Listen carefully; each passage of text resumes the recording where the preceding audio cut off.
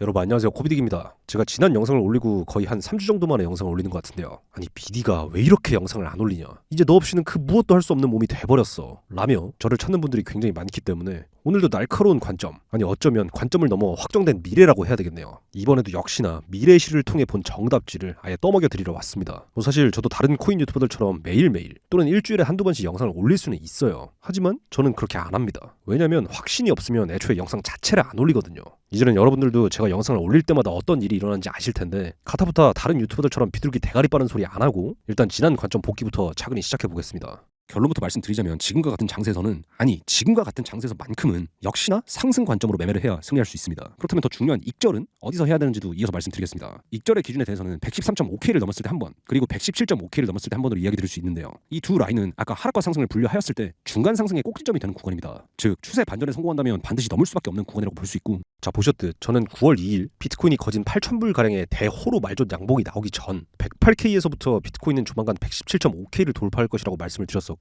정확히 말씀드렸던 대로 빅롱이 나와주며 113.5K에서 반익절, 그리고 117.5K에서 한 번 더 추가 반익절을 하며 약 7만 불, 하나로는 대략 1억 원 정도를 섹시하게 메이드했습니다. 그리고 당연히 저만 먹은 게 아니라 매 순간 영혼까지 함께하고 있는 우리 딕박이들도 달디 달다 못해 이가 썩어나가는 행복한 시간들을 보냈죠. 여러분들, 매매는 이렇게 하는 겁니다. 자꾸 어디 지존만한 음봉에 경제 대공황이 시작되느니 바들바들 거리는 게 아니고요. 딱 묵직하게 손절 구간 정했고 딱 익절 구간 정했으면 그냥 그대로 끌고 가는 거라 이 말이에요. 이게 어렵습니까? 저를 오늘 처음 보는 분들은 아니 뭐 이런 새끼가 있나 어니 벙벙하시겠지만 지금부터 딱 5분만 기다려보세요. 정확히 5분 뒤에는 당신의 그 의심도 믿음과 성령으로 충만해지게 될 것입니다. 이 바닥 유일무이 레퍼럴 없이 지옥에서 50억까지 부활한 남자, 오직 매매만으로 남의 여자를 빼앗고 가정을 파탄내버리는 악독한 남자, 저 기호 2번 코비디기가 지금 이 순간부터 온 지구를 뒤흔들 명확한 정답지를 드리도록 하겠습니다. 렛츠고. 자 바로 본론부터 시작해보겠습니다. 금리 인하라는 호재가 터졌지만 아이러니하게도 큰 상승도 하락도 없이 야금야금 내려가고만 있는 현 시점, 저희는 이런 상황에서 도대체 어떻게 매매를 해야 돈이라는 걸 벌 수 있을까요? 일단 결론부터 말씀드리자면 추후에 의심할 여지도 없이 이러한 상황일수록 오히려 상승비로만 매매를 해야 살아남을 수 있습니다. 다만 지금과 같은 아비 규환 속에서는 보법을 조금 달리하여 비트코인뿐만 아니라 이더리움 상승비 매매를 해야 되는데요. 도대체 왜 하고 많은 코인들 중 굳이 이더리움의 상승을 보는 건지 지금부터 차근차근 하나씩 곱씹어 드리도록 하겠습니다. 자 먼저 매매를 시작하기 전 큰 추세의 흐름과 구조를 파악하는 것이 상당히 중요하기 때문에 이더리움 일봉 차트를 먼저 봐보겠습니다. 이더리움은 현재 비트코인 그리고 다른 알트들과는 굉장히 보법이 다른 행보를 보이고 있는데요. 약 5개월 전 고점에서부터 70%에 육박하는 미친 듯한 하락세를 만들어주고 다음부터는 숨도 쉬지 않고 4달간 상승하여 역대 최고점을 살짝 넘기며 현재는 저항을 받고 있습니다. 따라서 현재는 명백하게 상승 추세가 진행 중이라는 건 부정할 수 없는 사실이고요. 여기서 핵심이 되는 부분은 두 가지입니다. 첫 번째는 역대 최고점을 살짝 넘어주고 저항을 받고 있다는 점이고, 두 번째는 4번에 걸쳐 저항을 받은 4,000대 매물대 위에서 횡보하고 있다는 점인데요.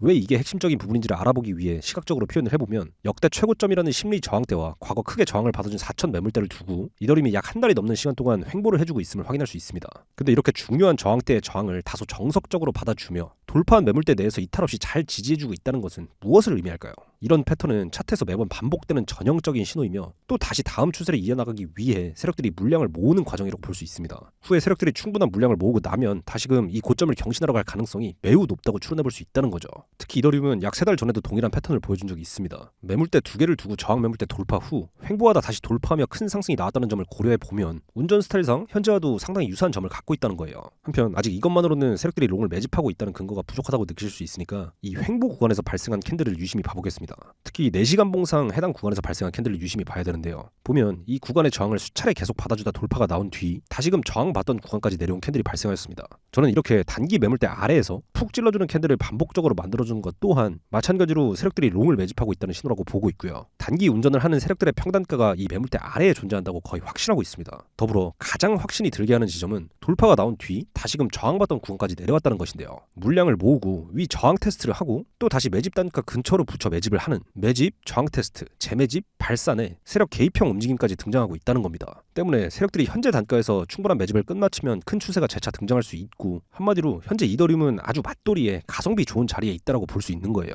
자 하지만 이렇게 세력들이 매집을 한다는 것만으로는 근거가 조금 부족하다고 느끼실 수 있으니까 현재 닫기만 하면 단기 저점이 발생하고 반등이 나오고 있는 일명 세력선이라 불리는 것을 함께 설명드려 보겠습니다. 많은 분들이 잘 모르기도 하고 알아도 자주 놓치는 내용이 하나 있는데요. 작도라는 것은 캔들이 존재하는 차트뿐만이 아니라 RSI와 같은 보조지표 차트에도 작도를 할 수 있습니다. 우리는 이 RSI에 닿기만 하면 반등이 나오는 세력선을 찾아볼 수 있어요. 이더리움 일봉 차트에서 보조지표인 RSI를 켰을 때 RSI 값이 50인 중단자리 부근에서 계속하여 반등이 튀고 있는 것을 알 수 있습니다. 그리고 이 값이 차트상으로는 단순히 1, 2%도 아닌 최소 10%에서 많게는 40%까지 지속적으로 반등을 해주고 있는 것을 확인할 수 있죠. 근데 현재도 마찬가지입니다. 이전 저점을 깨지 않고 약한 눌림 캔들을 주며 RSI 값을 시켜 다시금 이 50 부근인 세력선에 붙어주었어요. 따라서 앞선 근거들과 연계하여 이를 해석해 보았을 때 역시나 현재 자리는 세력들의 매집 자리라고 볼 수 있을 것이고요. 고로 우리는 얌전히 이 고래 형님들 등에 엎여서 가기만 하면 된다. 이렇게 결론 지을 수 있겠습니다. 어때요? 참 쉽죠? 아 그래 BD가 알겠어. 롱 잡으라는 건 완벽히 이해했는데 어디서 손절하고 어디서 익절해야 되는지도 말해줘야지.